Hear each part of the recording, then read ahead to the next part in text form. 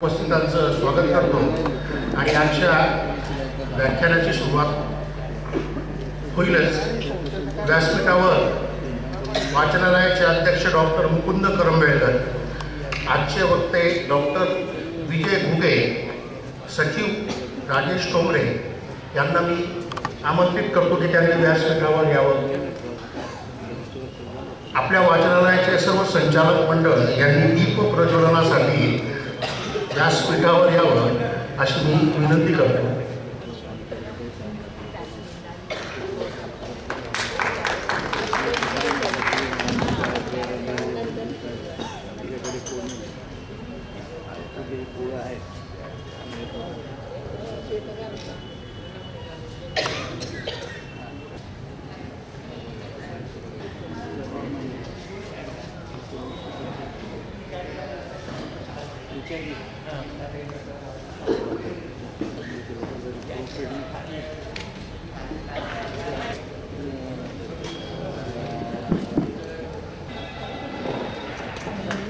आजच्या व्याख्यानाचे प्रायोजक सर्वश्री देशपांडे कुटुंबीय यांच्या स्वर्गीय भाय देशपांडे स्मृतिप्रीत्यर्थ हे व्याख्यान आयोजित करण्यात आलेलं आहे आणि डॉक्टर विजय घुगे यांचा परिचय करण्यासाठी मी डॉक्टर शुभांगी पूर्णपात्रे यांना बोलवतो। आजच्या वक्त्यांचा परिचय त्यांनी करून द्यावा। नमस्कार। आजच्या सरस्वती व्याख्यानमालेतल्या तिसऱ्या पुष्पासाठी आज आपण सगळेजण इथे जमलेलो आहोत। आजचे वक्ते डॉक्टर विजय घुगे, जे एक संवेदनशील प्रसिद्ध मेंदूविकार तज्ज्ञ आहे। त्यांचा परिचय करून देण्यासाठी मी आज तुमच्यासमोर उभी आहे। डॉक्टर विजय घुगे यांनी सेट GS वैद्यकीय महाविद्यालय KM हॉस्पिटल मुंबई इथून MBBS केल्यानंतर लोकमान्य टिळक वैद्यकीय महाविद्यालय सायन हॉस्पिटल मुंबई इथून MD मेडिसिन केलं आणि त्यानंतर DM न्यूरोलॉजी म्हणजे मेंदूविकार आणि नर्व्हशी रिलेटेड सगळ्या आजारांमधलं त्यांचं सुपर स्पेशलायझेशन आहे ते त्यांनी मौलाना आझाद मेडिकल कॉलेज नवी दिल्ली येथून केले। GB पंत हॉस्पिटलच्या 20 बेडेड अशा सुसज्ज हॉस्पिटलमध्ये न्यूरो ICU आणि न्यूरो क्रिटिकल केअर पेशंटच्या उपचाराचा दीर्घ अनुभव त्यांच्या गाठीशी आहे। डॉक्टर गीता ख्याजा व डॉक्टर संजय पांडे यांच्या मार्गदर्शनाखाली त्यांनी EMG गायडेड बोटॉक्स इंजेक्शन देण्याचा दीर्घ अनुभव गाठीशी बाळगला आहे। मौलाना आझाद मेडिकल कॉलेज व GB पंत हॉस्पिटल नवी दिल्ली येथे जगविख्यात डॉक्टर विनोद पुरी यांच्या मार्गदर्शनाखाली त्यांनी एपिलेप्सी म्हणजे फिट येणं किंवा मिरगीचा आजार जे आपण म्हणतो या विषयाचा त्यांचा सखोल अभ्यास आहे। डॉक्टर देवाशीष चौधरी यांच्या मार्गदर्शनाखाली हेडेक आणि अर्धांगवायू या विषयाचाही त्यांचा गाढा अभ्यास आहे। ह्या सगळ्यांच्या मार्गदर्शनाखाली त्यांनी विविध आंतरराष्ट्रीय जर्नल्समध्ये रिसर्च पेपर प्रकाशित केलेले आहेत। डॉक्टर घुगे यांचं न्यूरो आणि ENT केअर विश्वनाथ नावाचं हॉस्पिटल आहे आणि तिथे ते सध्या कार्यरत आहेत। मला असं वाटतं की एवढ्या लर्नेड डॉक्टरचा किंवा इतक्या विद्वान डॉक्टरचा परिचय करण्याची संधी मला मिळाली हे मी माझं भाग्य समजते। आजचं व्याख्यान सर्वश्री देशपांडे कुटुंबीय यांच्याकडनं प्रायोजित आहे, स्वर्गीय भाय देशपांडे यांच्या स्मृतिप्रीत्यर्थ। आजच्या व्याख्यानाचा आपण सगळ्यांनी चांगला फायदा करून घेऊन, मला असं वाटतं की असे बरेच रुग्ण आपल्या आजूबाजूला असतात की आपल्याला असं जाणवेल की यांना एक चांगला सल्ला मिळाला तर यांना खूप मोलाचं मार्गदर्शन मिळालं तर यांचा खूप फायदा होईल आणि असा डॉक्टर चालून कुणाच्या घरी यावा तसे सर आपल्याला आज व्याख्याते म्हणून लाभले।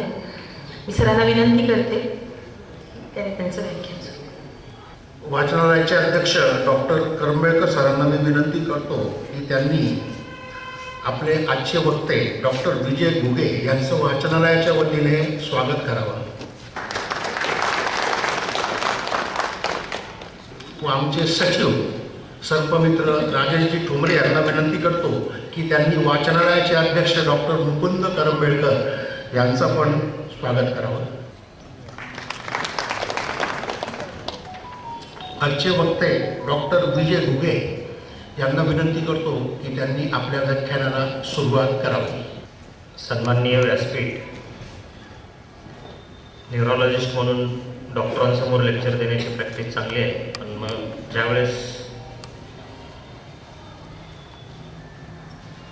सामान्य माणसाला सामान्य भाषेत समजून सांगण्याची वेळ येते त्यावेळेस कधीतरी शब्द मागे पुढे होऊ शकतात आणि हा मी अनुभव कधी विसरू शकणार नाही.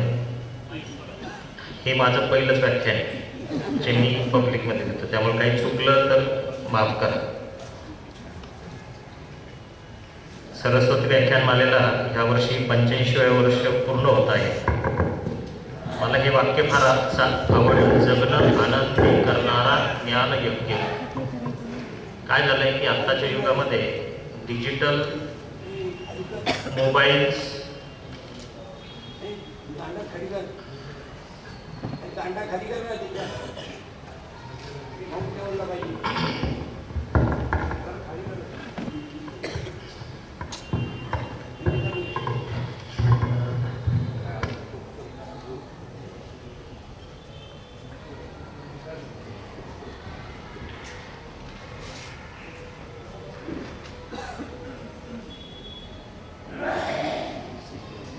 डिजिटल युगामध्ये प्रत्येक गोष्ट मोबाईलमध्ये किंवा टॅबलेट्समध्ये आयपॅडमध्ये वाचण्याची सवय झाली मुलांना. त्यामुळे मी जेव्हा ग्रंथालयात प्रथम एंट्री केली त्यावेळेस एकच प्रश्न विचारला की नवीन जनरेशनची किती मुलं इथे येतात. तर मला आनंद झाला की ॲटलिस्ट MPSC UPSC एंट्रन्सच्या निमित्तानं मुलं येत आहेत आणि इथं अभ्यास करत आहेत. कारण मी फार एजड नाही आहे, पण 2005च्या अगोदर अभ्यासिकेत जाऊन अभ्यास करणं हाच एक मेथड होती की घरी अभ्यास करायचा आणि अभ्यासिकेत जाऊन, म्हणजे ज्याच्यातून आम्ही घडत गेलो.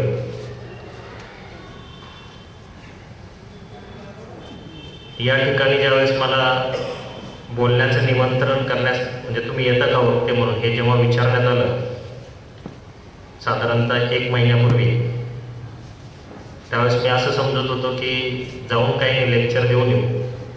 पण ज्यावेळेस मला आता इथं आल्यानंतर कळालं की इथं पु ल देशपांडे आणि हे सगळे लोक व्याख्यान देऊन ऑलरेडी गेलेले आहेत, तर मला मग त्या व्याख्यानमालेची उंची ही प्रचंड मोठी आहे आणि मी थोडंसं नोट्स काढून मग म्हटलं नोट्स काढून बोलू. तर मी करंबेकर सर, भूषण पाठकजी, राजेश ठोंबरेजी आणि मिलिंद देवजी आणि देशपांडे कुटुंबे यांचे प्रथम आभार मानतो की ह्या प्रथमच आयुष्यातल्या व्याख्यानाचा मला तुम्ही म्हणजे माझ्या आयुष्यातलं प्रथम व्याख्यान हे मी विसरू शकत नाही. काय लोक म्हणतात की कार्डिओलॉजिस्टच सगळ्यात मोठा डॉक्टर आहे, कारण काही झालं की हृदयाकडं लोकांचं लक्ष जातं. ECG करून घे, चक्कर आले ECG करून घे. पण आपलं सॉफ्टवेअर काय? मी हृदयाला हार्डवेअर समजतो, किडनी इज हार्डवेअर, हे हार्डवेअरचे पार्ट आहे. पण आपलं सॉफ्टवेअर म्हणजे आपलं अस्तित्व जे आहे ते आपल्या ब्रेनवरती टिकून, आणि ब्रेन हा फार मॅजिकल आहे. प्रत्येक वेळेस तुम्हाला डायग्नोसिस हे तुमच्या CT स्कॅन MRI वरती मिळत नाही. आणि ब्रेनचं जर निदान करायचं असेल तर तुम्हाला पेशंटशी संवाद साधावा लागतो. कदाचित हेच कारण आहे की आज जो मला इथं बोलण्याचा चान्स मिळाला, ठोंबरे कुटुंबियांनी मला जो फोन केला त्याचं कारणच हे होतं की आम्हाला निदान मिळत नव्हतं, पण हिस्ट्रीवरून आम्ही डायग्नोसिस करून ट्रीटमेंट केल्यामुळे त्यांचा पेशंट जो पॅराप्लेजिक होता तो चालायला. तर म्हणण्याचं तात्पर्य असं आहे की क्लिनिकल मेडिसिनमध्ये सध्याला एकच ब्रँच अशी आहे की पूर्वी आपण जे म्हणायचो पेशंटला हात लावला तर डॉक्टरला कळायचं. आपण सगळे आता डिजिटल युगामध्ये इन्व्हेस्टिगेशन बेस होत चाललो आहोत. पण न्यूरोलॉजी ही एक ब्रँच अशी अजून मेंटेन आहे की व्हेअर हिस्ट्री मॅटर्स. म्हणजे पेशंटची हिस्ट्री जर आपण व्यवस्थित घेत राहिलो तर त्या हिस्ट्रीतून डायग्नोसिस आपल्याला ब्रेनबद्दल मिळत जातं. दुसरं ब्रेनची महत्त्वाची गोष्ट अशी आहे की तुम्ही हे सगळं ऐकलं असेल, liver transplant, kidney transplant, lung transplant, intestine transplant. पण हे कधी ऐकलंय का ब्रेन ट्रान्सप्लांट? कारण तुमचं अस्तित्वच ब्रेनवरती. तुम्ही ब्रेन ट्रान्सप्लांट केलं तर तुम्ही एक नवीन व्यक्ती बनवणार आणि काय काय ट्रान्सप्लांट करणार. ब्रेनबरोबर तुम्हाला spinal cord, brain stem, nerve सगळ्याच ट्रान्सप्लांट करावे लागतात. म्हणण्याचं तात्पर्य लक्षात घ्या, ते कार्य फक्त एकाच व्यक्तीने केलं आहे आणि ते भगवान शंकरानं त्यांच्या मुलासाठी, गणपतीसाठी. म्हणजे एवढं डिफिकल्ट नेचर हे न्यूरोलॉजिकल डिसिजेसचं असतं. मी माझ्या ह्या व्याख्यानाला मुद्दामून 4 ते 5 वेगवेगळ्या सेक्शनमध्ये डिवाईड केले. त्याचं कारण असं आहे, व्याख्यानाचा जो विषय आहे की मेंदूचे सर्वसाधारण आजार आणि घ्यावयाची काळजी. थंडीचे दिवस चालले, थंडीच्या दिवसांमध्ये मेंदूचा एक विशिष्ट आजार सगळ्यात जास्त वाढतो, दॅट इज ब्रेन स्ट्रोक. उन्हाळ्यात गेले तर मायग्रेन, हेडेक. म्हणजे काही गोष्टी ह्या मेंदूच्या आजारांमध्ये सीझनल असतात. उन्हाळा चालू झाला की मायग्रेन, हेडेकचं प्रमाण लोकांचं वाढतं आणि हिवाळ्यामध्ये ब्रेन स्ट्रोक म्हणजे मेंदूच्या पॅरालिसिसचं प्रमाण वाढतं. मित्रांनो, टाईम इज ब्रेन हे जे वाक्य आहे हे ब्रेनलाच का वापरलंय, बाकी अवयवांना का नाही वापरलं? त्याला कारण आहे. हृदयामध्ये तुमच्याकडे एक विंडो असते, कारण हृदय हे एक मांसाचा गोळा आहे, मसल आहे त्याच्यामध्ये. Brain is only made of cells.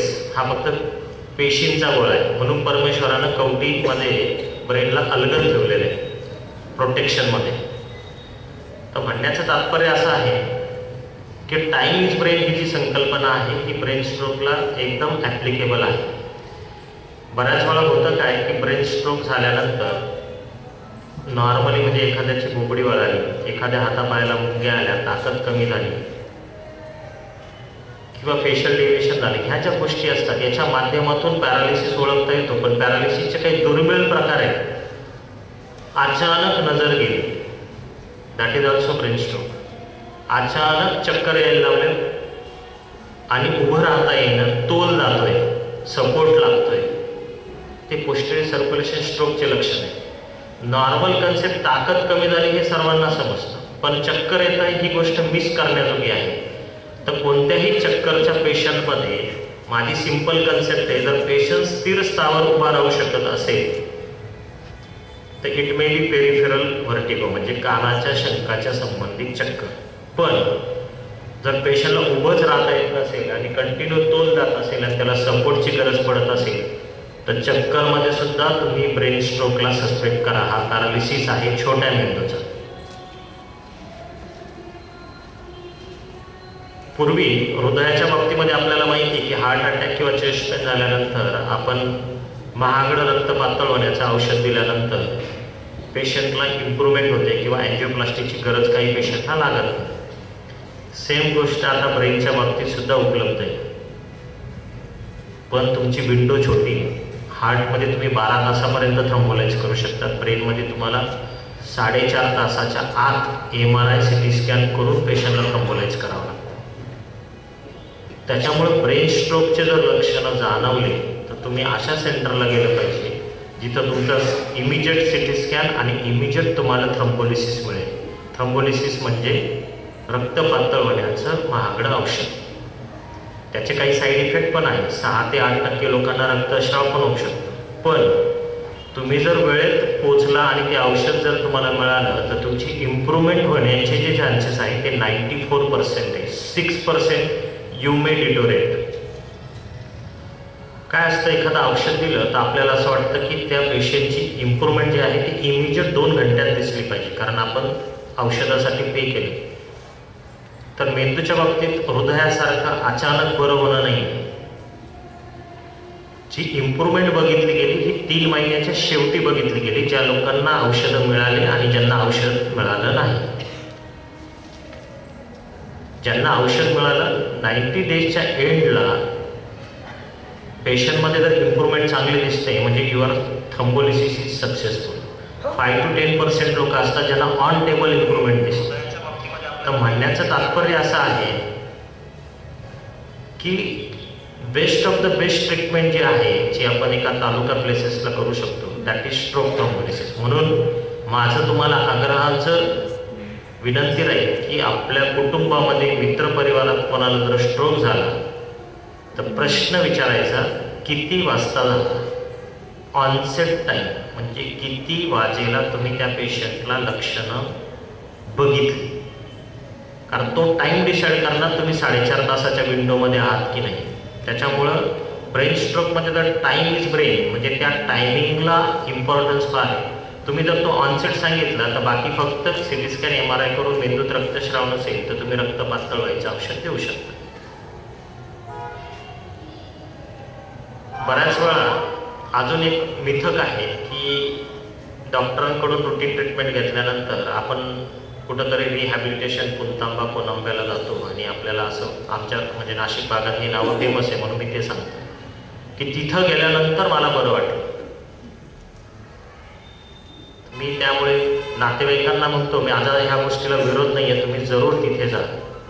पण एक गोष्ट लक्षात ठेवा, एखादा जर घरामध्ये स्विच बोर्ड असेल तो स्विच बोर्डच खराब झाला तर वायरी घालून काही फायदा आहे का? हां, पण त्या वायरी गंजायला नको. म्हणजे तुम्ही जे म्हणताय की फिजिओथेरपी चालू ठेवली पाहिजे, योग्य चालू ठेवा, पण तुम्ही असं नाही म्हणू शकत की त्या फिजिओथेरपीनं पेशंट बरा झाला. जेव्हा तुमचं सॉफ्टवेअर म्हणजे तुमचा ब्रेन बरा होत जाईल हळूहळू तसं तुमच्यामध्ये इम्प्रूव्हमेंट दिसेल. म्हणून बरेच पेशंट जे सुरुवातीच्या 1-2 महिन्यामध्ये बेड रिडर असतात, 4थ्या-5व्या महिन्याला ते चालायला लागतात. Basically it is a neurological plasticity म्हणजे ब्रेनचा एक विशिष्ट भाग जर डॅमेज झालेला असेल तर त्याचा सराउंडिंग जो लाईव्ह किंवा जिवंत भाग आहे तो मृत भागाचं कार्य घ्यायला सुरुवात करतो आणि ते कार्य घेण्यासाठी तो काही काळ घेतो की मला आता इथं डॅमेज झाले, आता मला ह्या गोष्टींचं काम. जसं आपला उजवा हात जर मोडला तर डाव्यानं लिहायला जर सुरुवात केली तर डे 1ला आपण चांगलं अक्षर काढू शकत नाही, पण 1-2 महिन्याच्या प्रॅक्टिस नंतर आपण असं अक्षर काढू शकतो की ते समोरच्याला समजेल. तर म्हणण्याचं तात्पर्य असं की तो ब्रेनचा जो प्रिझर्व्ड पार्ट आहे तो मृत पार्टचं कार्य घ्यायला सुरुवात करतो आणि पेशंटमध्ये इम्प्रूव्हमेंट होते. तर स्ट्रोक किंवा पॅरालिसिसमध्ये टेक होम मेसेज फक्त 2च आहेत. एक, किती वाजता झालं आणि जिथं जाणार तिथं आमचा पेशंट हा 4.5 तासाच्या आतमध्ये आहे, याला तुम्ही थ्रोम्बोलाइज करू शकता का, हा डॉक्टरला विचारण्याचा प्रश्न आहे. जर ते म्हटले करू शकतो तर आपण त्या गोष्टीला तयार असलं पाहिजे, कारण ह्याच गोष्टीच्या बेसिसवरती पेशंटमध्ये इम्प्रूव्हमेंट दिसते. कारण एकदा जर डिसॅबिलिटी झाली, अपंगत्व आलं तर नंतर परमेश्वरानं श्रीमंत आणि गरीब यांना काही बाबतीमध्ये सेम रूल लावलेले आहेत. त्याच्यामधला हा एक आजार आहे की तुम्ही गरीब असा किंवा श्रीमंत असा, तर तुम्ही बेड रिडन राहिला तर तुम्ही बेड रिडनच राहा.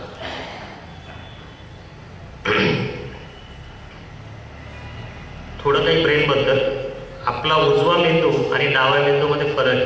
म्हणजे मी जे आता तुमच्याशी बोलतोय, माझी समज, माझं तुमच्याशी बोलणं हे माझ्या डाव्या ब्रेनकडून येतं. पण मला एखादी गोष्ट ओळखायची, शेप्स ओळखायचे, क्रिएटिव्हिटी ओळखायची किंवा एखादा art, musical skill, that is from right brain. आणि तुमचं रायटिंग आहे, तुमचं बोलणं आहे, तुमचं calculation abilities, those are from left brain. आईन्स्टाईनचा ब्रेन हा थॉमस हार्वेने पळवून नेला होता. म्हणजे ही लूज हिज हे की त्यांची डिग्री वगैरे सगळं त्यांच्याकडे ॲलिगेशन्स आले. पण त्यांनी आईन्स्टाईनचं जेव्हा PM केलं त्यावेळेस त्यांचा ब्रेन हा बाजूला काढून ठेवला होता आणि he left with that brain आणि he was travelling to pathologist to pathologist to pathologist. आणि नंतर त्यांना जाणवलं, त्यांनी त्याचे मल्टिपल पीसेस केले आणि then he send to multiple laboratories and they found his parietal brain was parietal operculum, जे कॅल्क्युलेशन ॲबिलिटीज ठरवतं. त्या कॅल्क्युलेशन ॲबिलिटीज ह्या परायटल लोबच्या ऑपरक्युलम नावाच्या एरियातून येतात आणि तो पार्ट आईन्स्टाईनचा मोठा होता. That's why he was able to do E=mc², जे इक्वेशन आहे ते आईन्स्टाईननं दिलं. दुसरा जो न्यूरोलॉजिस्टच्या दृष्टीनं कॉमन आजार आहे, जो न्यूरोलॉजिकल OPDमध्ये आहे, दॅट इज हेडेक, डोकेदुखी. डोकेदुखीचे 2 सगळ्यात कॉमन टाईप्स असतात. एक आहे मायग्रेन आणि दुसरा आहे टेन्शन टाईप हेडेक. मायग्रेनची हिस्ट्री फार सिंपल आहे. म्हणजे एखाद्या व्यक्तीला डोकं दुखत असेल तर सिंपल प्रश्न आहे, किती वेळ दुखतं, तो जर म्हटला 4 ते 5 तासापेक्षा जास्त करतो, ठीक आहे. डोकेदुखीच्या वेळेस आवाज आणि प्रकाश सहन होतो का? पेशंट जर म्हटला सहन नाही होत, दोन्हीपैकी. डोकेदुखीमध्ये मळमळ उलट्या होतात का? जागरण केल्यानं डोकं दुखतं का? उपवास केल्यानं डोकं दुखतं का? ताणतणावानं डोकं दुखतं का? ट्रॅव्हलिंगनं डोकं दुखतं का? बरेच लोक परफ्यूम सेंट्स वापरतात, त्याच्या स्मेलनं सुद्धा डोकं दुखतं. तर मायग्रेन हा वाटताना तसा सोपा आजार आहे, पण जगात जवळपास 2% per 1000 population are suffering from migraine. मायग्रेनचा तुमच्या आयुष्यात फरक पडत नाही, पण तुमच्या प्रॉडक्टिव्हिटीमध्ये फरक पडतो. म्हणजे it is a economical burden to the society, migraine हा. कारण तुम्ही त्यावेळेस तुमचं क्रिएटिव्ह किंवा तुमचं काम करू शकत नाही आणि तुम्हाला त्याच्यामुळे तुम्हाला झोपून घ्यावं लागतं. तुमची प्रॉडक्टिव्हिटी किंवा फायनान्शियल ॲबिलिटीजवरती तुमचा परिणाम होतो. म्हणून मायग्रेन फार इम्पॉर्टंट आहे. मायग्रेनच्या रुग्णांनी जेव्हा डायग्नोसिस होतं, नुसतं डॉक्टरच्या मेडिसिन घेऊन फायदा नाही. लाईफस्टाईल मॉडिफिकेशन, जीवनमानातील बदल ही मायग्रेनची 50% थेरपी ही माझ्या प्रत्येक पेशंटला सांगतो. तुमची जेवणाची वेळ निश्चित पाहिजे, तुमची झोपण्याची वेळ निश्चित पाहिजे, जागरण करायचं नाही, उपवास करायचा नाही, प्रवास शक्यतोवर टाळायचा, गरज असेल तिथेच करायचा. परफ्यूम आणि सेंटनं जर डोकं दुखत असेल तर ते वापरणं टाळायचं. This is known as lifestyle modification for migraineurs. मायग्रेनमध्ये तुम्ही डॉक्टर कितीही बदला, ब्रँड चेंज होतील, औषधं तेच राहतील. 6 ते 7 औषधं आहेत प्रत्येक डॉक्टरकडे. त्यामुळे मायग्रेनच्या रुग्णांनी लाईफस्टाईलवरती सगळ्यात मोठा भर द्यायचा. खाण्याचे विशिष्ट पदार्थ, बरेच लोक सांगतात मेथीची भाजी खाल्ली की डोकं दुखतं, तर मेथीची भाजी न खाणे ही ट्रीटमेंट आहे. प्रवासानं डोकं दुखतं, प्रवास न करणं ट्रीटमेंट आहे. This is known as lifestyle modification. बरेच लोक शुद्ध शाकाहारी असण्याला फार चांगलं समजतात. शुद्ध शाकाहारी म्हणजे व्हिटॅमिन B12 डेफिशियन्सी आहे. तर B12 डेफिशियंट जे लोक असतात त्यांचा मायग्रेन लवकर बरा नाही होत. म्हणून व्हिटॅमिन B12 सुद्धा मायग्रेनर्सनं घेतलं पाहिजे if they are strict vegetarian. मायग्रेनमध्ये झोपण्याची वेळ जी आहे ना ती तुमची एकदम फिक्स असली पाहिजे आणि 7 to 8 आवर्स स्लीप ही असलीच पाहिजे. टेन्शन टाईप हेडेकमध्ये टिपिकली पेशंट ह्या सगळ्या ज्या तक्रारी आहे मायग्रेनच्या त्या मायनस करतात आणि ते सांगतात की इथंच डोकं दुखतंय. Typical history.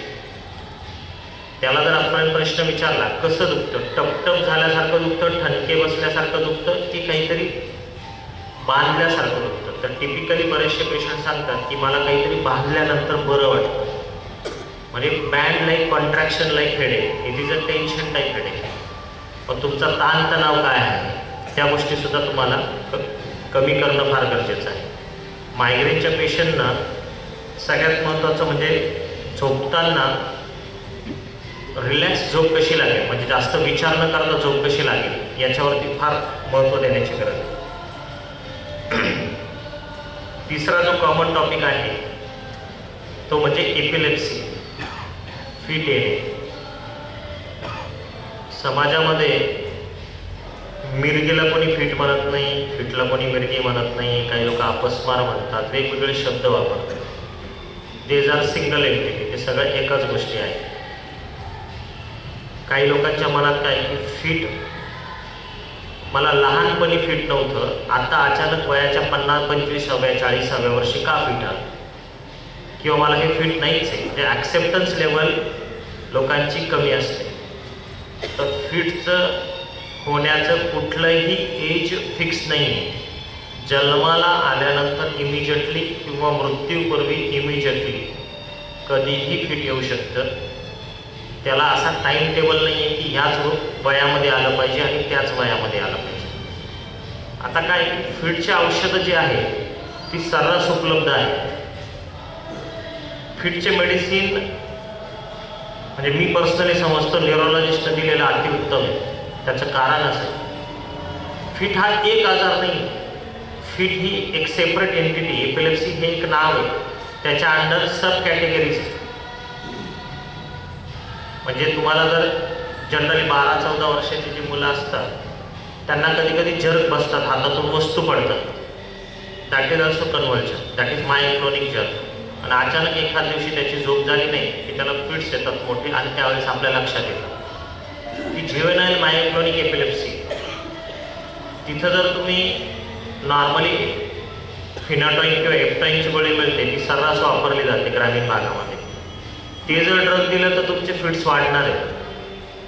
Your drug of choice should be valproic acid. म्हणण्याचा हेतू असा आहे की हिस्ट्री, मी जे म्हटलं की न्यूरोलॉजी ही एकमेव ब्रँच आहे की तिच्यामध्ये हिस्ट्री अजूनही बऱ्यापैकी प्रिझर्वड आहे, की हिस्ट्रीच्या बेसिसवर. तर म्हणण्याचा हेतू असा आहे, न्यूरोलॉजिस्टकडे एकदा तरी तुम्ही कन्सल्टेशन करणं याच्यासाठी गरजेचं आहे, कारण तुम्हाला फिटचा प्रकार आणि प्रकारानुसार ट्रीटमेंट ही जर मिळाली तर तुमचे फिट्स लवकर नियंत्रणात येतील. तुम्हाला प्रकारच समजला नाही तर ट्रीटमेंट तुमची व्हेरिएबल होणार आहे.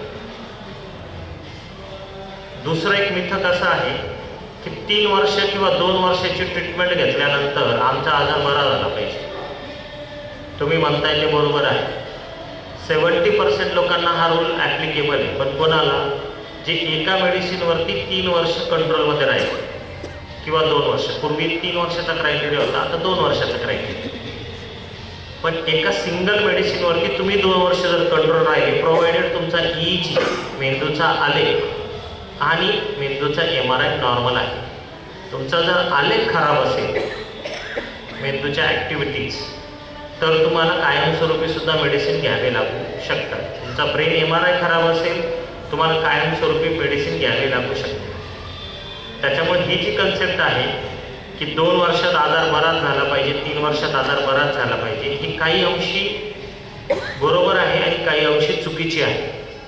ह्या ठिकाणी तुम्हाला तुमच्या तज्ज्ञ डॉक्टरांचा सल्ला जो आहे न्यूरोलॉजिस्टचा, हा फार मायने राखतो की तुम्हाला हे समजतं की आपल्याला कायमस्वरूपी मेडिसिन चालणार आहे की आपल्याला काही काळासाठीच मेडिसिन चालणार आहे. बऱ्याच वेळा लहान मुलं शाळेमध्ये उभे असताना पडतात. बरेच लोक त्याला कोणी फिट म्हणतं, कारण बघण्याची पद्धती किंवा बघण्याचा अँगल वेगवेगळा असतो. स्कूलमध्ये प्रार्थनेच्या वेळेला मुलं पडणं, it is less likely to be fit, it is more likely to be syncope. Syncope म्हणजे क्षणार्धापुरता मेंदूला रक्तपुरवठा कमी झाला आणि मुलगा पडला. कारण प्रार्थनेच्या वेळेस 10-11 वाजेच्या टेम्परेचरमध्ये मुलं स्कूलमध्ये जेव्हा उभी असतात त्यावेळेस त्यांना ऑर्थोस्टॅटिक हायपोटेन्शन होता आणि त्यांच्या ज्या व्हेन्स आहेत त्या डायलेट होतात, ब्लड प्रवाह पायाकडे जास्त जातो, ब्रेनकडे कमी जातो आणि मुलं कोलॅप्स होतात. ते फिट नव्हे. त्यामुळे सिंकोप आणि फिट्स हे नेहमी एकमेकांच्या सोबत चालतात. त्याचं निदान हे प्रत्यक्षदर्शी काय सांगतो याच्यानुसार आहे. तुम्हाला जर फिट सदृश्य किंवा त्या टाईपची लक्षणं वाटली तर आजकाल प्रत्येक कुटुंबामध्ये अँड्रॉइड फोन्स उपलब्ध आहेत. एखाद्यानं जरी बाळाला किंवा पेशंटला सपोर्ट केला तर दुसऱ्या व्यक्तीने त्याचा व्हिडिओ काढलेला अतिउत्तम. कारण तो व्हिडिओ जर तुम्ही डॉक्टरांना दाखवला तर he will make it absolute diagnosis.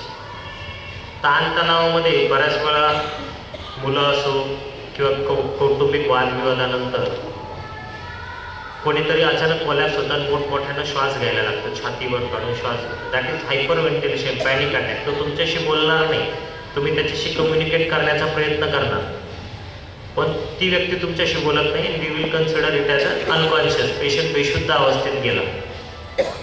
तर ती बेशुद्ध अवस्था नसते, ही बेशुद्ध अवस्था मुद्दामून हा शब्द कदाचित चुकीचा असेल, त्याच्या ताणतणावापोटी त्यानं बनवलेली बेशुद्ध अवस्था असते. अशा वेळेस एक प्रश्न फार महत्त्वाचा आहे. व्यक्ती नॉर्मल झाल्यानंतर, अरे बाबा ज्या वेळेस तुम्हाला पडलेले होते तुम्ही बेशुद्ध अवस्थेमध्ये, त्यावेळेस आम्ही बोललेले आवाज तुम्हाला ऐकायला येत होते का? हा एक सिंपल प्रश्न आहे.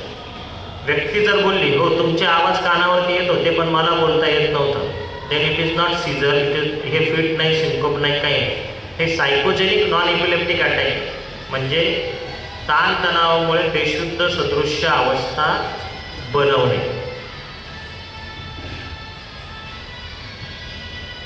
तर फिटच्या बाबतीमध्ये सगळ्यात महत्त्वाचं आहे व्हिडिओ डॉक्युमेंटेशन. म्हणजे तुम्ही व्हिडिओ काढा, बघा, व्हिडिओमध्ये तो व्हिडिओ जर तुम्ही डॉक्टरांना दाखवला तर त्याच्या बेसिसवरती तुमचं डायग्नोसिस 100% होतं. फिटचा एक प्रकार नाही. मी तुमच्याशी बोलता बोलता स्तब्ध झालो. असं जर लहान मुलानं केलं 4-5 वर्षाच्या, इथे ॲब्सेन्स एपिलेप्सी, मी तुमच्याशी बोलता बोलता शून्यात हरवल्यासारखं हात वगैरे चालतोय, कपडे वगैरे चालतोय. It is complex partial seizure. मी तुमच्याशी बोलता बोलता मग चपतोय मायग्रेन एपिलेप्सी. आपल्याला मोठं फिट सर्वांना समजतं की हातपाय वाकडे झाले, डोळे पांढरे झाले, तोंडातून फेस आला, जीभ चावल्या गेली, कपड्यात लकवी झाली. तो एक टाईप आहे, that is GTCS, generalise tonic clonic seizure. बाकीचे जे फिट्स आहेत हे मिस होणाऱ्या गोष्टी असतात. अशा सिच्युएशनमध्ये आपल्याला जर काही ॲबनॉर्मल एखाद्या व्यक्तीमध्ये परत परत घडतंय असं जर जाणवलं तर त्याचा जर तुम्ही व्हिडिओ डॉक्युमेंट केला तर तो व्हिडिओ तुमच्या पेशंटचं ॲब्सोल्यूट डायग्नोसिस डॉक्टरांना देईल. आणि अशा वेळेच्या ज्या ज्या परिस्थिती उद्भवतात नेहमी लक्षात ठेवा, ज्यानं ते प्रत्यक्ष बघितलं असा व्यक्ती जास्त इम्पॉर्टंट आहे हॉस्पिटलमध्ये. कारण त्याचं निदान मग तो व्यक्तीच सांगू शकतो की असं असं घडत गेलं. बऱ्याच वेळा काय होतं की कोणीतरी लेडीजनं बघितलेलं असतं, ती बिचारी घरीच असते, वडील मुलांना किंवा भावाला यांना घेऊन येतात आणि आपण प्रश्न केला तुम्ही काय बघितलं तर त्या प्रश्नाचं उत्तर त्यांच्याकडे नसतं आणि घरी फोन लागत नाही. मग अशा वेळेस हे सगळं त्यांनी जे त्यांना कन्वे केलं आहे ते कितपत खरं आहे ह्या गोष्टीवरती अवलंबून असतं. आणि कधी कधी मिसडायग्नोसिस होऊन 2 to 3% लोकांना अँटीएपिलेप्टिक चालू होऊन जातात फिटचे मेडिसिन. म्हणून व्हिडिओ डॉक्युमेंटेशन हा सगळ्यात महत्त्वाचा पार्ट आहे. आपल्याकडे प्रत्येकाकडे आजकाल अँड्रॉइड मोबाईल्स आहेत, त्यामुळे व्हिडिओ काढायचा तो व्हिडिओ डॉक्टरांना दाखवलं तर त्याचे इंटरप्रिटेशन ते तुम्हाला सांगू शकते.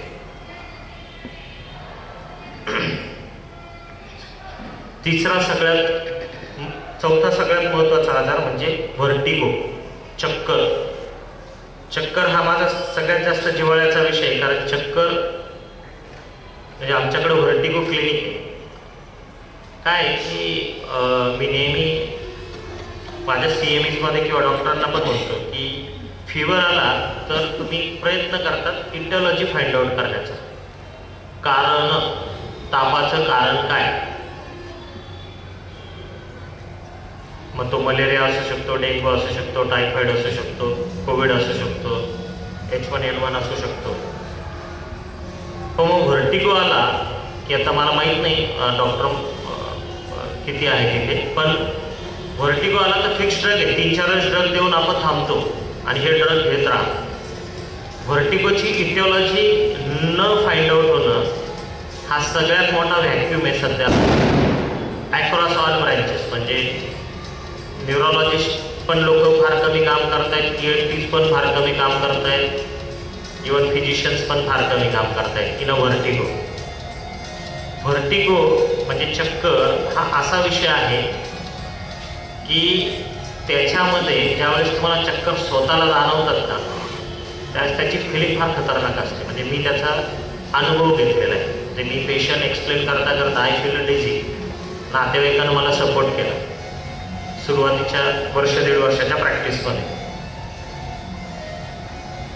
Then I started to take interest in vertigo. सुदैवानं मिसेस पण ENT आणि मी न्यूरो असल्यामुळे व्हर्टिगो हा आमच्या दोघांचा कॉमन टॉपिक होता. सगळ्यात कॉमन चक्करचा जो प्रकार आहे त्याला BPPV म्हणतात. BPPV म्हणजे बिनाइन पॅराक्सिस्मल पोझिशनल व्हर्टिगो. म्हणजे काय, एखादा व्यक्ती म्हणतोय मी सकाळी झोपेतून उठायला गेलो मला गरगरायला लागलं, 1-2 मिनिटं चाललं परत थांबलं, त्यामुळे मी परत झोपून घेतलं आणि परत उठायला गेलो, परत चक्कर आली, परत गरगरायला लागला.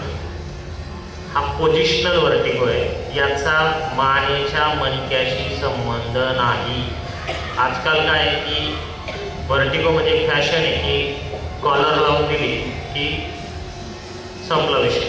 कॉलर लावण्याचा एकच पर्पज आहे की तुमची मुवमेंट तिथं छोटी आहे, कमी असते, त्याच्यामुळे तुमची फिलिंग कमी असते. पण हा जो चक्कर आहे हा कानातल्या शंकातल्या कॅल्शियमच्या खड्यांची जी जागा असते, म्हणजे युट्रिकल नावाची जी जागा आहे त्या युट्रिकल नावाच्या जागेवरून कानाच्या शंकामध्ये ती कॅनल्स दिलेले आहेत परमेश्वराने.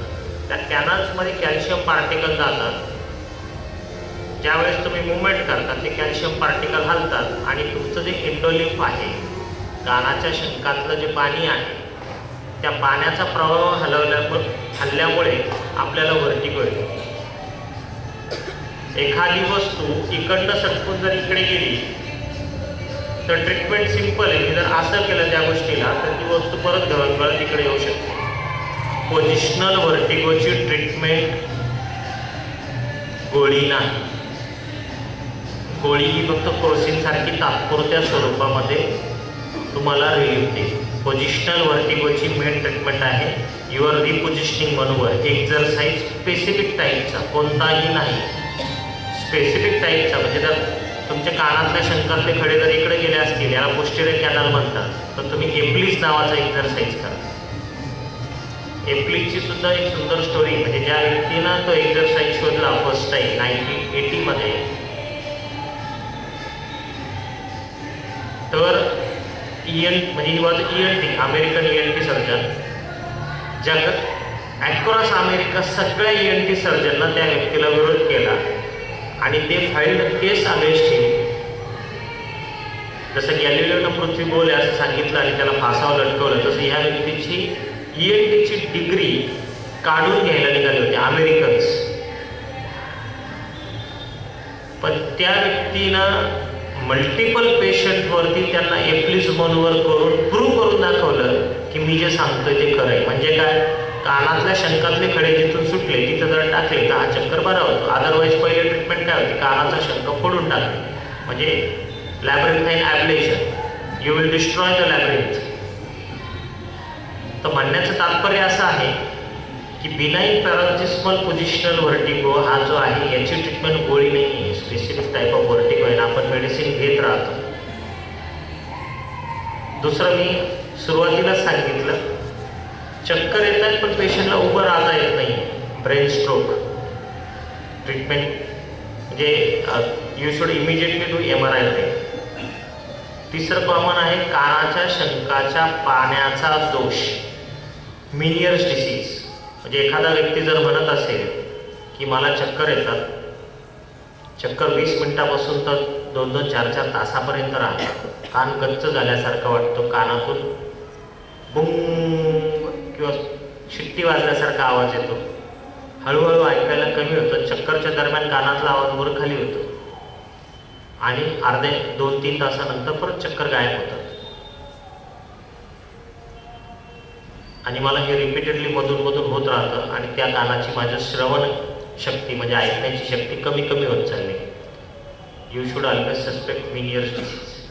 मिनियर्स डिसीजला अजून specific type of treatment available नाही आहे, पण if you give high dose of betahistine म्हणजे व्हर्टिगची जी गोळी आहे ती जर कंटिन्यू चालू ठेवली आहे विथ डायमॉक्स, तर पेशंटमध्ये हळूहळू इम्प्रूव्हमेंट दिसते. काही लोकांना कायमस्वरूपी पण मेडिसिन घ्यावं लागू शकतं, काही लोकांना काही काळासाठी आपण मेडिसिन देतो. म्हणण्याचे हेतू काय, हे मी व्हर्टायगोबद्दल का बोलतोय, व्हर्टायगोची इटिओलॉजी जोपर्यंत तुम्ही फाइंड आउट करत नाही, कारण तोपर्यंत तुम्ही त्याची ट्रीटमेंट एकच मेडिसिन देऊ शकत नाही. तिसरं जे महत्त्वाचं आहे, इम्पॉर्टन्स ऑफ रेडिओलॉजी. म्हणजे न्यूरोलॉजिस्टचं बरंचसं काम हे स्कॅनवरती डिपेंडंट आहे. MRI आणि CT स्कॅन या 2 मॉडेलिटीज उपलब्ध आहेत. हेड इंजुरी जर म्हटलं, डोक्याला मार लागला अपघातात, your CT scan is better than your MRI. कारण बोन फ्रॅक्चर हे जे आहेत हे CT स्कॅन अधिक चांगले कळतात MRI पेक्षा. MRI is good for bones, CT scan is good for bones आणि MRI is good for soft tissue.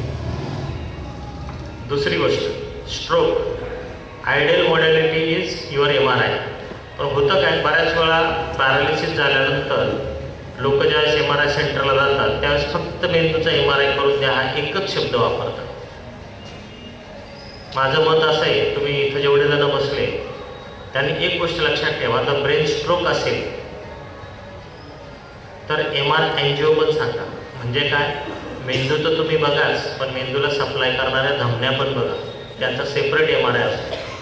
कारण that will give you a complete diagnosis. बऱ्याच वेळा काय असतं की वरती छोटासा कुठेतरी रक्ताची गुठळी गेलेली असते आणि आपल्याला वाटतं की ब्रेन स्ट्रोक हा फार छोटा आहे, आणि जेव्हा MR एन्जिओ करतो आम्ही त्यावेळेस पूर्णपणे इकडनं धमन्या ब्लॉक्स असतात आणि एखादा रक्ताची गुठळी वरती गेलेली असते. तर MRI ब्रेनचा करताना नेहमी लक्षात ठेवा MR एन्जिओग्राफी करायची. स्त्रियांच्या बाबतीमध्ये हेडेकमध्ये MRIचं फार महत्त्व आहे. बऱ्याच वेळा काय आहे की आपल्याकडे शुभ कार्य असलं तर मुली OC पिल्स घेतात, म्हणजे पाळी पुढं ढकलण्यासाठी किंवा गर्भनिरोधक गोळ्या. अचानक त्या गोळ्या घेतल्यानंतर जर हेडेक प्रचंड वाढला तर नेहमी लक्षात ठेवा MRI करताना अशुद्ध रक्तवाहिनीचा MRV केला पाहिजे. बऱ्याच वेळा होतं काय की ह्या गोळ्यांची साईड इफेक्ट्समध्ये कॉर्टिकल व्हेनस सायनस थ्रोम्बोसिस म्हणजे अशुद्ध रक्तवाहिनीचं ब्लॉकेज हे एक कॉम्प्लिकेशन आहे या अशा मेडिसिनचं. ज्यांना ऑलरेडी मायग्रेन आहे त्यांचा मायग्रेनसुद्धा ह्या गोळ्यांमुळे वाढतं. तर म्हणण्याचं तात्पर्य रेडिओलॉजी ही फार इम्पॉर्टंट आहे आमच्या दृष्टीनं. रेडिओलॉजिकल डायग्नोसिसवरतीच आम्ही बऱ्याचशा गोष्टी अवलंबून. काही डिमायलिनेटिंग डिसऑर्डर्स असतात जिचं निदान आम्हाला हिस्ट्रीवरून पण कळत नाही, बट MRIमध्ये स्पेसिफिक जर फाइंडिंग्ज आम्हाला मिळाले तर त्या स्पेसिफिक फाइंडिंगच्या बळावरती आम्ही पेशंटच्या फर्दर इन्व्हेस्टिगेशन ॲडवाईस करतो. तर म्हणण्याचं तात्पर्य फक्त माझं एवढंच आहे की न्यूरोलॉजिकल आजारांमध्ये जे आपण 4-5 आजार आत्तापर्यंत डिस्कस केले त्याच्यामध्ये स्ट्रोकमध्ये टायमिंग फार इम्पॉर्टंट आहे आणि इमिजिएटली तुम्ही CT स्कॅन केला पाहिजे विदाउट वेस्टिंग टाईम. आणि स्ट्रोक थ्रोम्बोलिसिस आपल्याला कुठं मिळू शकेल अशा सेंटरला आपण गेलं पाहिजे, हा पहिला मुद्दा. दुसरं, हेडेकच्या बाबतीमध्ये मायग्रेनच्या पेशंटना लाईफस्टाईल मॉडिफिकेशन फार इम्पॉर्टंट आहे. जीवनमानातील बदल शोधायचं, कशानं डोकं दुखतंय त्याला ट्रिगर्स म्हणतात. ट्रिगर जर टाळले तर मायग्रेन पूर्ण बऱ्यापैकी आपण कंट्रोलमध्ये ठेवू शकतो, ज्याच्या माध्यमातून आपली प्रोडक्टिव्हिटी वाढू शकते. नंबर 3, एपिलेप्सी, फिटच्या बाबतीमधले कुठलेही मिथक आपल्या डोक्यामध्ये ठेवता कामा नये. फिटच्या मेडिसिन कधी कधी लाईफ लॉंग पण चालतात आणि त्या रेग्युलर घेतल्या पाहिजेत. काही फिट्सचे प्रकार असे आहेत की जे 2 ते 3 वर्षानंतर आपल्याला कंट्रोल झालेले दिसतात आणि काही अनुवंशिक फिट्स पण असतात ज्याचं डायग्नोसिस आपण हिस्ट्री आणि EEGच्या बेसिसवरती करतो. चौथं महत्त्वाचं आहे व्हर्टिगो. व्हर्टिगोच्या बाबतीमध्ये सगळ्यात महत्त्वाचं आहे की व्हर्टिगो कशा पद्धतीनं येतो हे बघणं फार गरजेचं आहे. इथं बरीचशी जे श्रोते आहेत ते सगळे वयाच्या 50च्या आजूबाजूला आहेत. यांच्यामध्ये BPPV नावाचा चक्कर हा सगळ्यात कॉमन असतो. झोपताना, उठताना, कूस बदलताना, खाली वागताना गरगरतंय, काही सेकंदासाठी राहतंय आणि परत ते बरं होऊन जातं. अशी जर हिस्ट्री असेल तर ह्या चक्करमध्ये मेडिसिन काम करत नाही. स्पेसिफिक टाईपचा एक्झरसाईज जर तुम्ही करून घेतला तर 5 मिनिटामध्ये तुम्ही बरे होऊ शकता. अदरवाईज हे चक्करची फिलिंग तुमची 4 महिने 6 महिने चालू शकते. बाकीचे जे चक्करचे प्रकार आहेत, चक्करला कधी लाईटली न घेता नुसत्या चक्करच्या गोळ्या डॉक्टरांनी लिहून दिल्या आणि त्या घ्यायच्या, अशा सिच्युएशनमध्ये कधी कधी स्ट्रोक, मेंदूचा पॅरालिसिस आपण मिस करू शकतो. म्हणून तुम्ही जर व्यवस्थित डॉक्टरांना जर भेटले तर ते तुम्हाला सांगतील MRIची गरज आहे किंवा नाही. आणि रेडिओलॉजीमध्ये मी तुम्हाला जे सांगितलं की समजा ब्रेन स्ट्रोक असेल तर मेंदूच्या धमन्यांचा MRI करायची जरूर त्यांना विनंती करा. डोकेदुखी असेल तर अशुद्ध रक्तवाहिन्यांचा MRI मेंदूच्या MRI बरोबर आपण केलाच पाहिजे, ज्याच्या माध्यमातून आपला वेळही वाचतो आणि आपली ट्रीटमेंटही प्रॉम्प्ट होते. मेंदूच्या बाबतीमध्ये एक फार महत्त्वाची गोष्ट, एकदा जर तुमचं डॅमेज परमनंट झालं तर आपल्याकडे किती सुख सुविधा उपलब्ध असल्या तरीसुद्धा आपण कायमस्वरूपी डिसेबल्ड राहू शकतो. म्हणून जेव्हा ब्रीद वाक्य आहे टाईम इज ब्रेन, त्या टायमिंगला फार इम्पॉर्टन्स आहे. तुम्ही जर वेळेत ॲक्ट झाला तर तुम्ही पूर्णपणे मेंदूच्या आजारांमधून बरे होऊ शकता. थँक्यू, धन्यवाद.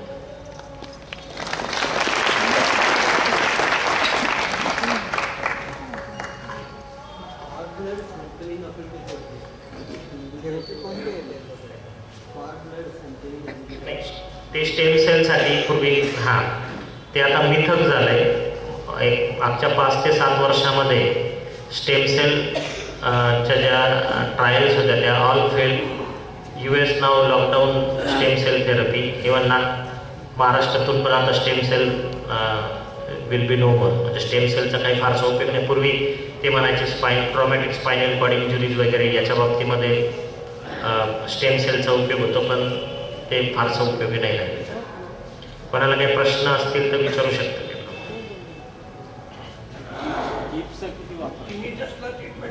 टिनिटसला ट्रीटमेंट नाही आहे.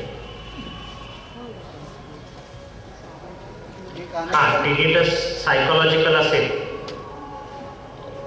ताणतणावापोटी जर काही असेल तर अँटीसायकोटिक लो डोसची ट्रायल त्यांना नक्की दिली पाहिजे. जर त्यांना रिस्पॉन्ड होत असेल तर ते टेका अँटीसायकोटिक. कानाच्या याच्यासाठी कोणती फिजिओथेरपी करायची? नाही, कानाच्या याच्यासाठी फिजिओथेरपी नाही आहे. हे स्पेसिफिक एक्झरसाइज जे आहेत ते तुमचे कॅल्शियम पार्टिकल कोणत्या कॅनलमध्ये आहे. 3 कॅनल आहेत तुमच्याकडे.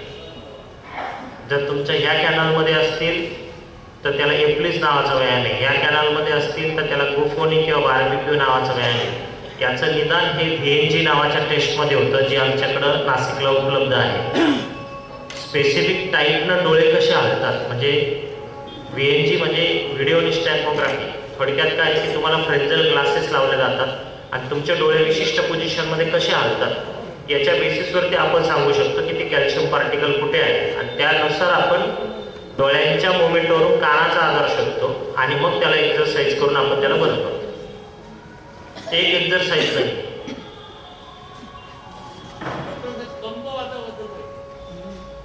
हा, तो विषय माझा राहून गेला.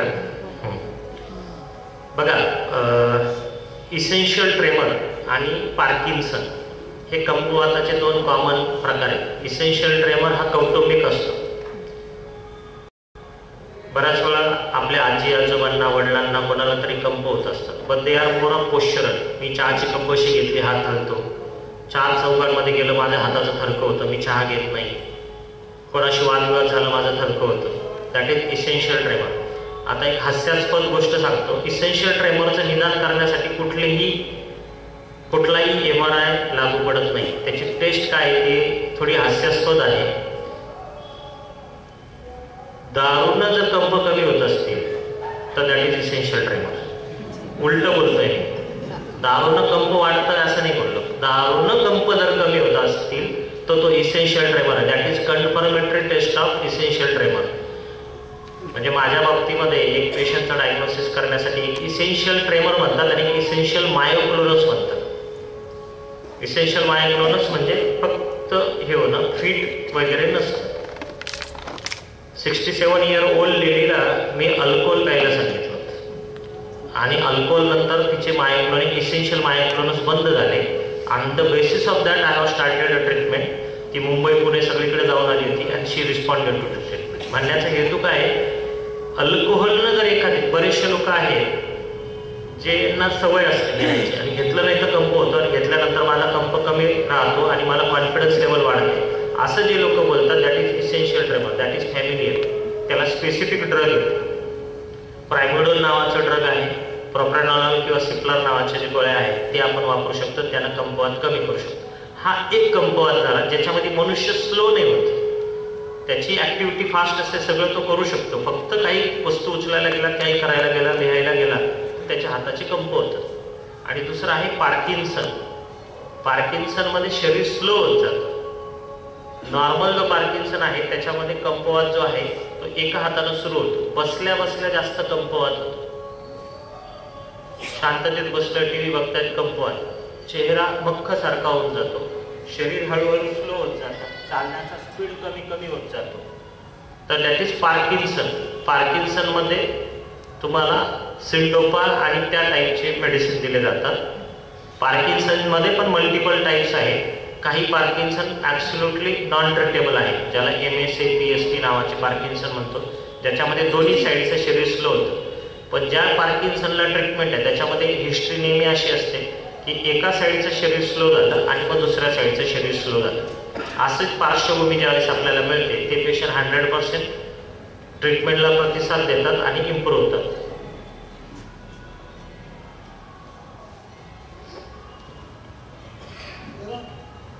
जाऊन मला सांगा की लिहिताना हात थरथरतो.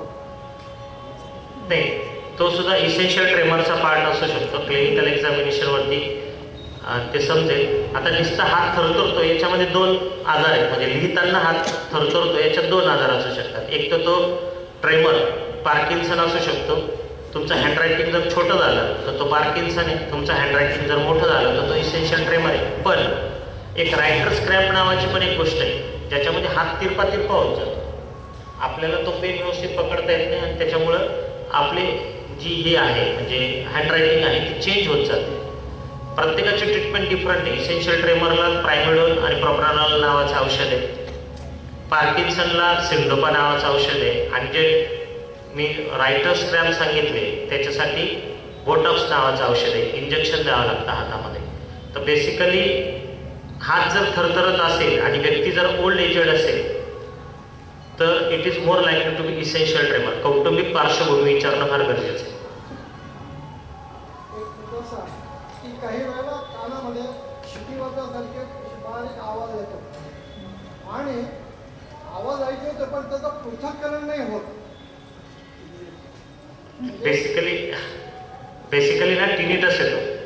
तर टिनिटसमध्ये काय की तुम्ही संध्याकाळच्या वेळेला निवांत जेव्हा वातावरण होतं तुम्हाला कानातला आवाज वाढल्यासारखं वाटतो आणि तुम्ही जर 4 चौघांमध्ये किंवा बाहेर असलात तर बाहेरच्या आवाजामुळे तो टिनिटस तुम्हाला तितकासा जाणवत नाही. टिनिटसला स्पेसिफिक ट्रीटमेंट नाही आहे. मी माझ्या पेशंटला नेहमी एक सांगतो, तुम्हाला जर टिनिटस असेल तर तुमची जी रूम आहे त्या रूममध्ये एखादं मंजूळ म्युझिक लावून ठेवा. ज्याला टिनिटस आहे तो अगोदर झोपून जाईल, नंतरच्या पार्टनरनं ते बंद करून झोपायचं. कारण टिनिटसला there is no specific medicine for tinnitus. आवाज ऐकू येतो पण पृथक्करण होत नाही म्हणजे समजत नाही. तो ENT-कडे जाईल, मॅडमकडे दाखवावं लागेल. म्हणजे आय कॅनॉट आन्सर दॅट. म्हणजे मी त्याचं उत्तर नाही देऊ शकत की पृथक्करण होत नाही त्याचा. कदाचित ENT सर्जन याचं बेटर उत्तर देऊ शकतात.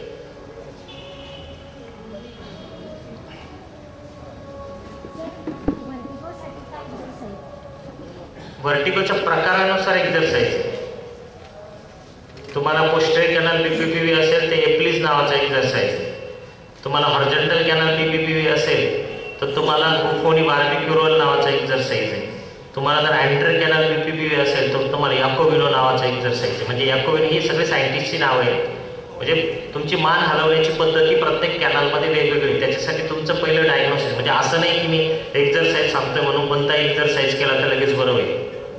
That is specific angle. तुम्हाला एका विशिष्ट अँग्युलेशनमध्ये तुम्हाला मान फिरवावी लागते आणि मग त्याच्यानंतर जी रिकव्हरी होते ती इमिजिएट असते.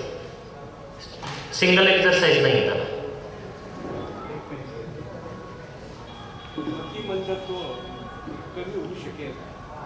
मतिमंदत्व कशामुळं आहे त्याच्यावर डिपेंड करतं.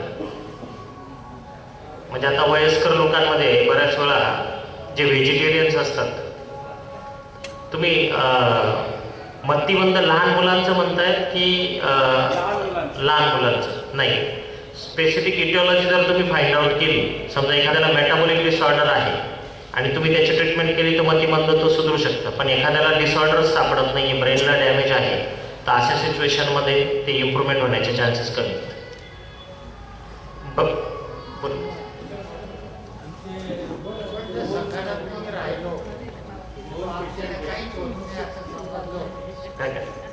आपण जर सकारात्मक राहिलो, ते काहीच होत नाही असं समजलो तर त्याचा काही फायदा होऊ शकतो का? जगण्याचा सगळ्यात चांगला मार्ग तोच आहे, सकारात्मक राहणे. नकारात्मक असलं तर तुम्हाला काहीच मिळणार नाही. त्याच्यामुळे तुम्ही जे म्हणताय कोणत्याही याच्यामध्ये तुम्ही सकारात्मक असलं पाहिजे, चांगली वाईट सिच्युएशन.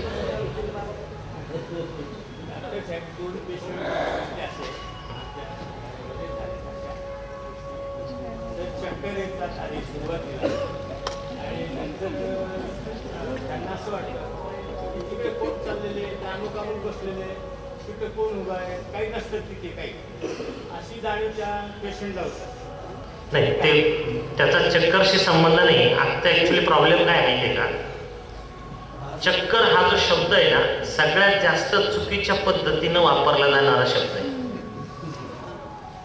खरा चक्कर काय स्पिनिंग, गोल फिरणे.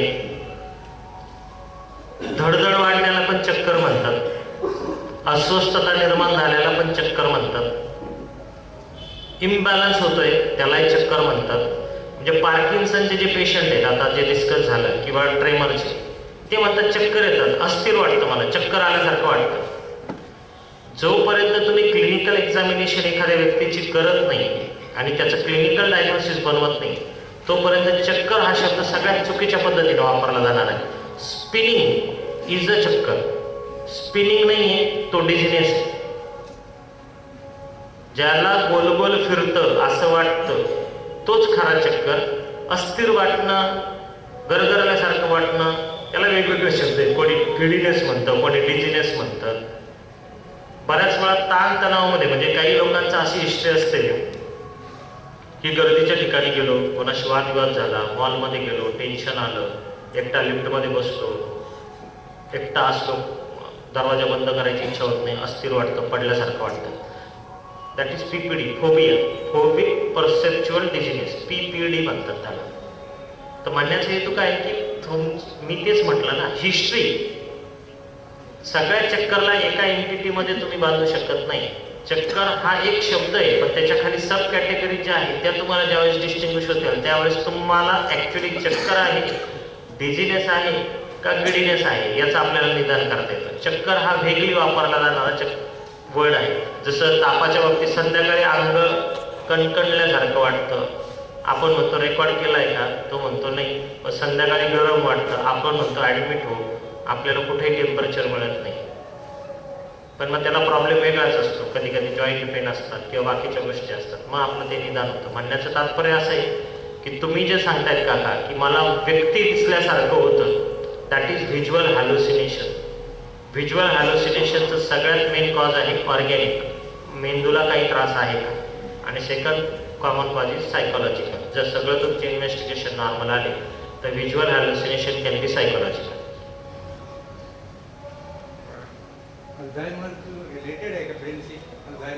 अल्झायमर ब्रेनचाच आजार आहे. अल्झायमर हा स्मृतिभ्रंशाचा आजार आहे, ज्याच्यामध्ये मेंदू बारीक होत जातो, मेंदूची ॲट्रोफी होत जाते. मेंदूचा विशिष्ट पार्ट जो आपल्या मेमरीशी संबंधित आहे, टेम्पोरल लोब, परायटल लोब, हा छोटा होत जातो आणि आपली बौद्धिक क्षमता, मेमरी हळूहळू कमी होत जाते. सगळ्यात महत्त्वाचं पहिलं असतं की आपली रिसेंट मेमरी, कोण आला, कोण भेटला, काय खाल्लं, काय केलं, काय वाचलं, या गोष्टी प्रथम विसरायला लागतो आणि नंतर नंतर हळूहळू तुमच्या रिमोट मेमरीकडे ती गोष्ट चालली जाते. लेफ्ट हँड डाव्या हाताने काम करणारा माणूस आणि उजव्या हाताने काम करणारा माणूस थोडं स्पष्टीकरण करून सांगा. बघा, 98% लोकांचा लेफ्ट ब्रेन डॉमिनंट आहे, डावा मेंदू मेन असतो.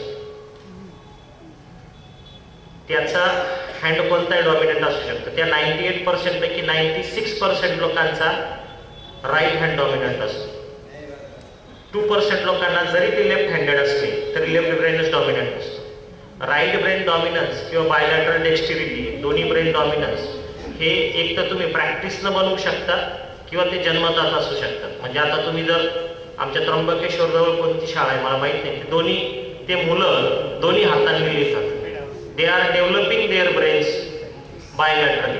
प्रत्येक काम करण्याचा जास्त डावा असू शकतो, त्याबद्दल ते बघा, डावा हात जो आहे जास्त काम डाव्या बाजूने करतो माणूस, त्याबद्दल जास्त डाव्या बाजूनं काम करा किंवा उजव्या बाजूनं काम करा, तुम्ही तुमचं काम करण्याची क्षमता येते कुठून?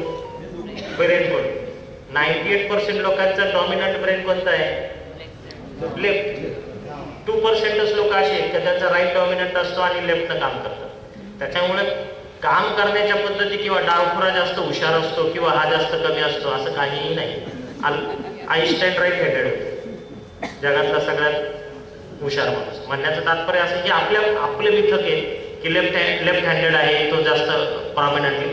काही स्किल्स असू शकतात की त्यांच्या ज्या मी तुम्हाला सांगितलं की राईट आणि लेफ्ट ब्रेनमध्ये शेप, म्युझिकल ॲबिलिटीज वगैरे यांच्यामध्ये थोडाफार डिफरन्स येऊ शकतो. फक्त प्रवासामध्ये चक्कर येतात, प्रवासामध्ये चक्कर येतात त्याला मोशन सिकनेस म्हणतात. काही लोक चक्कर म्हणतात, काही मळमळ म्हणतात, काही डोकेदुखी म्हणतात.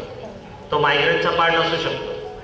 आणि सगळ्यात महत्त्वाचं म्हणजे तुमचा जो बॅलन्स आहे हा 3 गोष्टीवरती आधारित आहे. कानाचा शंख, तुमचे डोळे आणि हातापायातल्या नसा नर्व्ह.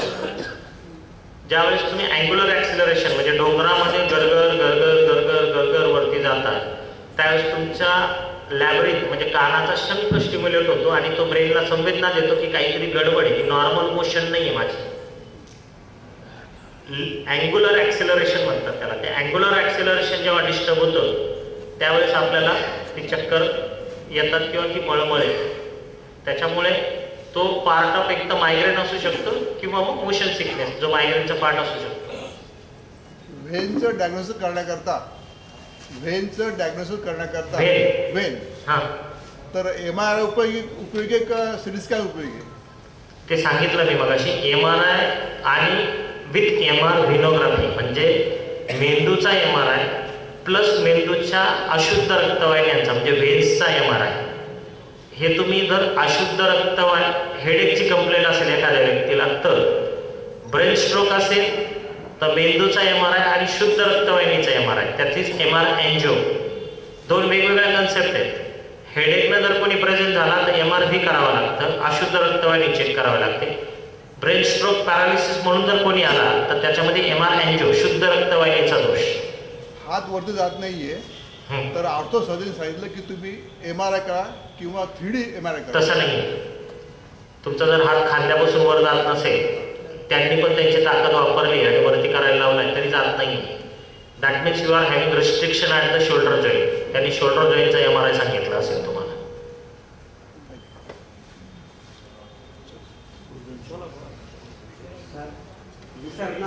मेंदूचा आधार आहे का? आपलं सॉफ्टवेअरच मेंदू आहे ना, त्याच्यामुळे विसर तुम्ही स्टोर कुठं करता? मेंदू. विसरणार पण कुठून? मेंदूतून. त्यामुळे तो विसरणं हा मेंदूशी संबंधितच आजार आहे. आताच्या मागणी तो शाप आहे का वरदान आहे? काय काय चांगल्या गोष्टी विसरणं हा शाप आहे, वाईट गोष्टी विसरणं हे वरदान आहे.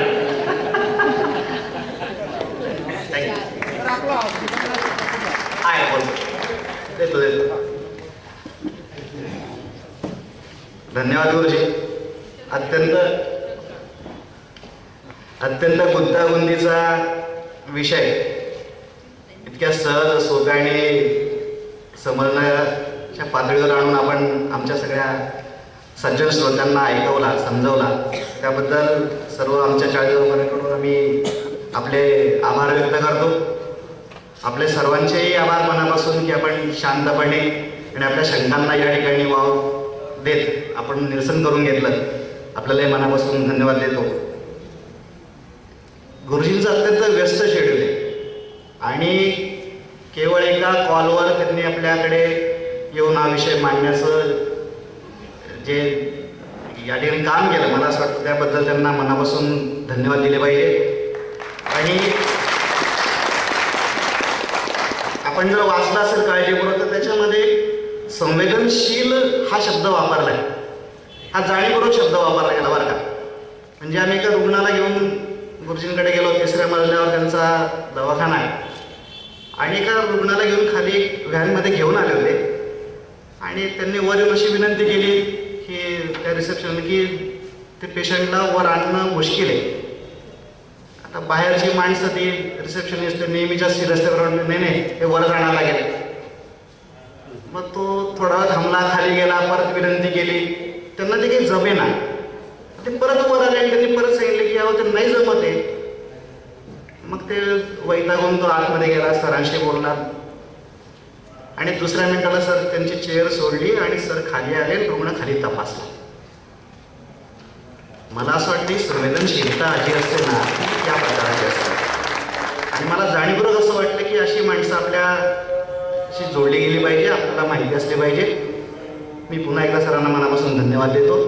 आपण या ठिकाणी जेव्हा बाहेर जाल त्यावेळेला आपल्या उजव्या हाताला त्यांचे सहकारी बसले, त्यांनी एक चांगलं त्यांची दिनदर्शिका काढली ती आपल्याला मिळेल, त्यांचं कार्ड पण मिळेल. आपल्याला त्याचं नक्कीच कुटुंबासाठी उपयोग होईल. उद्याचं जे व्याख्यान आहे माननीय अनुराधा गोरे मुंबईहून येत आहेत आणि आपल्या सर्वांना त्यांचे यूट्यूबवर व्हिडिओ जर बघितले असेल तर माहिती असेल की त्यांचा मुलगा कारगिलच्या युद्धामध्ये शहीद झालेला आहे आणि 21 वर्षाचा मुलगा शहीद झाल्यानंतर त्या मातेने ज्या पद्धतीने काम उभं केलेलं आहे त्यांचे एकदा व्हिडिओ जर आपण बघून आलात तर आपल्याला कळेल की काय देशाप्रती त्यांचं योगदान आहे. एक अपरिचित वीरांगना हा विषय मांडण्यासाठी आपल्याकडे उद्या ते येत आहेत. आपण अधिक संख्येने या ठिकाणी यावं, निश्चित आपल्याला त्याचा आनंद घेता येईल. मी या ठिकाणी अध्यक्षांच्या परवानगीने आपला आजचं व्याख्यान संपन्न झालं हे जाहीर करतो. धन्यवाद.